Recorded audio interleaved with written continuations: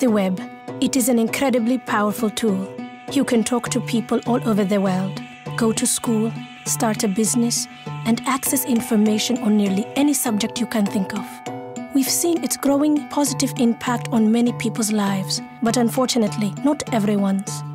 About 3/4 of the world could get access to the web through mobile devices and personal or shared computers, but only about 1/4 actually uses it. So, why doesn't everybody else?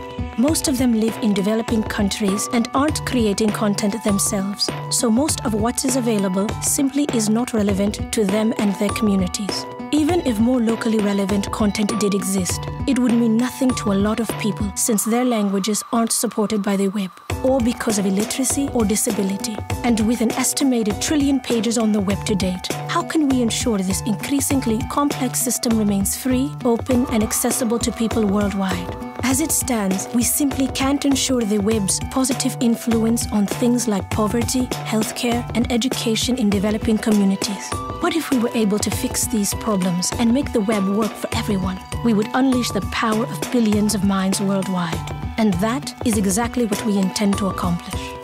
The Web Foundation is the creation of Sir Tim Berners-Lee, who invented the World Wide Web in 1989. Its purpose is to advance the web and empower people across the globe. But how will this really help? Here's an example. Right now, thousands of farmers in Africa are facing an expanding Saharan desert. Their crops have diminished more and more each year, and many have been faced with the impossible choice of relocating to an uncertain future, or staying to suffer worsening conditions and the likelihood of famine.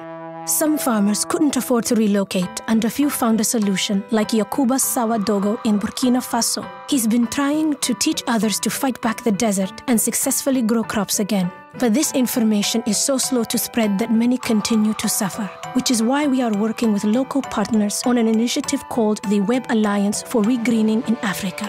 We are training local developers to build a system that allows farmers like Yakuba to share their innovations with others, allowing everyone to improve their crop yields despite the exceedingly harsh environment. This life-saving information is communicated through mobile phones and community radios from one farmer to the next and the next and the next.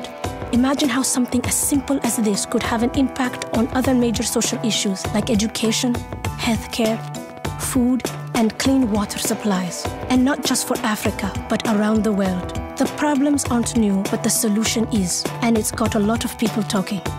But to make this a reality, we need more than talk. We need action. We need you.